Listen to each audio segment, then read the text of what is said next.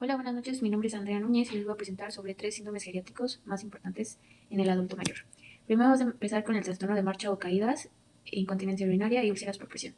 Dentro de las caídas es un acontecimiento involuntario que te hace perder el equilibrio y por ende el cuerpo va hacia una superficie firme que lo detenga. Esto puede ser por la manifestación de fragilidad o de enfermedad aguda en el adulto mayor. Puede ser diferentes causas, factores intrínsecos y extrínsecos.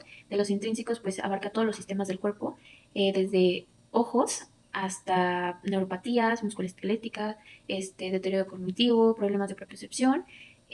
Por ejemplo, en el factor extrínseco es más cómo se desenvuelve el adulto mayor en diferentes ámbitos, ya sea en su casa, en la vía pública, en medios de transporte y el consumo de fármacos y por ende vamos a tener consecuencias. Estas consecuencias, gracias a las caídas, pueden ser físicas, psicológicas, socioeconómicas y es un aumento de mortalidad para el adulto mayor. Dentro de las consecuencias físicas, pues hay contusiones, heridas, fracturas, que es lo que más se ve en un paciente geriátrico. Y, por ejemplo, en psicológicas es porque el adulto mayor le da miedo caerse, le da miedo el dolor, le provoca ansiedad o, por ejemplo, la familia y los cuidadores pueden ejercer una sobreprotección y entonces el adulto mayor disminuye completamente su movilidad, la marcha y sus actividades básicas e instrumentales de la vida diaria. Como consecuencia socioeconómica, pues los costos aumentan en mayor cantidad porque se recibe una atención médica e incluso puede tener atenciones de urgencia, hospitalización y hay una rehabilitación, además de que puede ser esto con cuidadores ya sea formales o informales. Y en el aumento de mortalidad, pues una de las causas pues son las caídas, ¿no? Se va a ver en mayor producción en mujeres, pero también existe en hombres. Y esto se va a regular gracias a la edad avanzada. Dentro de los efectos de la edad sobre la marcha, pues evidentemente va a haber un enlentecimiento, no va a haber una gran longitud de zancada, va a disminuir la cadencia, menor balanceo de brazos, menor rotación de cadera y rodilla, o reducción de tiempo de balanceo y tiempo de apoyo en el adulto mayor. Como segundo tema tenemos la incontinencia urinaria. A esto que se le denomina es a toda pérdida involuntaria de orina. Se da más en adultos mayores de 65 años, de 1 a 3 personas sobre algún tipo de incontinencia. Y en cuanto a género y en edad media, afecta más a las mujeres, pero en población mayor se igualan. Aquí vamos a tener dos tipos de incontinencia urinaria, la transitoria, que es más por causas de infección urinaria, fármacos, delirium, diabetes mellitus descontrolada, una sobrecarga, volumen, hipercalcemia y felacoma. Esto es más como a nivel sistémico. Dentro del permanente vamos a ver más como la deficiencia del suelo pélvico. Aquí va a haber diferentes incontinencias, les voy a mencionar 5. La incontinencia del esfuerzo es por aumento de la presión intraabdominal, que es cuando se ríen, tosen o cargan un objeto. La incontinencia de urgencia es la sensación de que ya se quieren orinar y no se puede controlar. La de rebasamiento es aquella donde es constante la pérdida de orina y en pequeñas cantidades. La funcional es la incapacidad de contener la orina, si aún así cuando la micción se produce. Y la total, pues está, evidentemente, no hay un control, simplemente sucede y ya.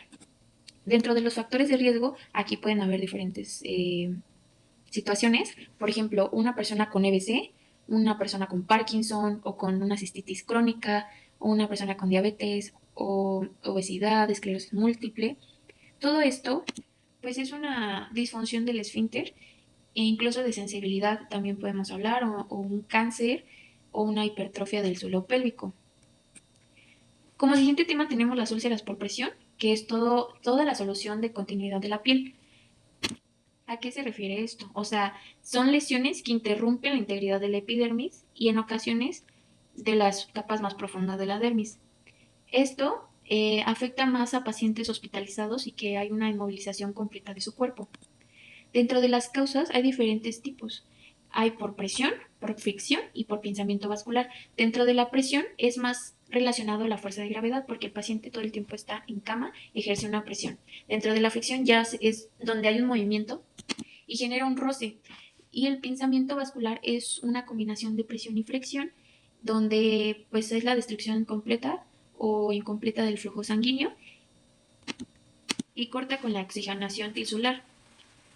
Dentro de los factores de riesgo para tener una úlcera de por presión, pues tenemos la edad avanzada, enfermedades crónicas, hay una desnutrición, bajo el peso, Y esto más por el roce que existe de piel con cama o la presión, también el movilismo, las hospitalizaciones prolongadas, un requerimiento de sondaje permanente, además de que las úlceras por presión también son generadas por una mala higiene o el estrés de quien lo está atendiendo al paciente. O sea, nosotros tenemos que tener cuidado de que no se infecte o que no dañe la piel del paciente. Hola, ¿qué tal? Mi nombre es Ian Ayala García y yo voy a hablar, voy a seguir con el tema de los síndromes geriátricos. En este caso, pues voy a hablar de lo que es la demencia y la sarcopenia, ¿vale? Entonces, en primer lugar tenemos la demencia, que como dice en la diapositiva, pues la demencia se conceptúa como una disminución profunda de diversas funciones cruciales que originan la pérdida de la independencia personal y social de una persona previamente competente. Explicando un poquito acerca de esto, pues es básicamente la pérdida de, pues sí, de alguna función que la persona ya tenía, en este caso hablando pues en el adulto mayor. Para poner un ejemplo, pues digamos el Alzheimer no es una patología que aparezca de la noche a la mañana, sino que va haciendo progresivamente y pues poco a poco se pierde la función de la memoria. Tenemos signos y síntomas, o sea que cuáles son esos signos de alerta que pudieran eh, estar presentes en un paciente. Y, por ejemplo, tenemos la pérdida de la memoria, orientación del lenguaje, pensamiento abstracto, disminución de la capacidad de juicio sin alteración del nivel de conciencia. Cabe recalcar que no, cada uno no es específico para decir que una persona tiene demencia, sino, en cambio, es más bien, se podría decir que el conjunto, si una persona presenta el conjunto de estos signos y síntomas, o la mayoría, se pudieran considerar un signo de alerta para determinar que una persona puede ser propensa o tiene demencia. Factores de riesgo, que los factores de riesgo van a ser, bueno, antes de enumerarlos y enlistarlos, cabe destacar que tampoco no se conoce una causa directa o una causa determinante de un factor de riesgo hacia la demencia específico. Sin embargo, eh, por ciertos hábitos o malas prácticas que haya llevado una persona durante su vida, puede desarrollar cierta afección, ya siendo mayor, ¿no? ¿Cuáles son? Como por ejemplo la inactividad física, con sustancias como a lo mejor el tabaco, el alcohol o alguna droga. Eh, la obesidad también es un factor muy importante, hipertensión, eh, poca educación, ya que, ya que debido a una mala educación que haya llevado a la persona, no trabajó de manera correcta esas partes funcionales mentales y pues puede ser propensa a desarrollar tal patología. Okay. Ahora el siguiente concepto del que voy a hablar es la sarcopenia. De manera general, el concepto, la definición, pues sería que la sarcopenia es un trastorno progresivo y generalizado del músculo esquelético que implica la pérdida acelerada de la masa y función muscular. Entonces, pues es básicamente, como dice el concepto, la pérdida de la masa muscular y la función muscular, que como sabemos, pues vaya, juega un papel muy importante dentro del organismo y en diversas funciones del cuerpo, que son necesarias incluso hasta para vivir, ¿no? Un dato interesante es que la sarcopenia se asocia con mayores tasas de morbilidad y mortalidad, que era lo que mencionaba anteriormente, que la masa muscular y la función muscular son importantes incluso para funciones vitales. Y también se asocia a una masa grasa elevada, que eso ya podría entrar como un factor de riesgo, pero, eh, pero debido a esto también se puede desarrollar tal afección, ¿no? A esta afección se le va a llamar obesidad sarcopénica. Y yo considero importante incluir aquí cómo es que debe ser el manejo, cómo es que se debe tratar, por así decirlo. Y pues el manejo de la sarcopenia incluye una estrategia nutricional dirigida a la calidad de proteínas, ya que como sabemos, pues en el adulto mayor se van perdiendo la capacidad de absorción de nutrientes, a la capacidad de recuperación, la capacidad incluso de manera natural, por así decirlo, se va disminuyendo la fuerza. Entonces hay que ir estimulando cada vez más. ¿Para qué? Para que se pierda lo menos posible. Esto dentro del paciente geriátrico. En cuanto a signos y síntomas, se va a presentar lo que es debilidad, pérdida de la resistencia, fatiga, dolor y disminución de la capacidad para las actividades físicas. Como ya lo mencioné en una diapositiva anterior, estas características pueden ser propias a lo mejor de una edad avanzada, sin embargo no deben de ser tan graves, por así decirlo, cuando se presentan en forma ya de, usted antes de decir fatiga nada más, cuando hay mucha fatiga, de que el paciente está muy fatigado o ya presenta mucho dolor o incluso ya no presenta una limitación muy grave en la fuerza, allí es cuando se puede diagnosticar o se puede traducir como una sarcopenia, por así decirlo. La sarcopenia puede llevar a un mayor riesgo de caídas, fracturas y dolor. ¿Por qué? Porque como sabemos, la masa muscular y la fuerza que llevan nuestros músculos van a ser importantes e indispensables para realizar actividades de la vida diaria, incluso para mantener una postura. Entonces, al haber una deficiencia de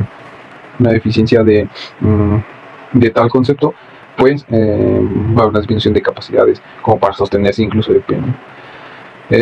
Como ya había mencionado, dentro del diagnóstico, la sarcopenia se diagnostica mediante la evaluación de la masa muscular, la fuerza y el rendimiento físico.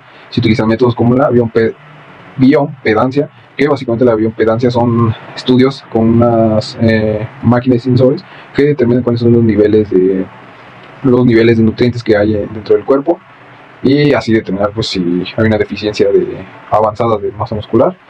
Y algunos estudios que se pueden realizar son algunos estudios de imagen, como la resonancia magnética y la ecografía, para medir la masa muscular.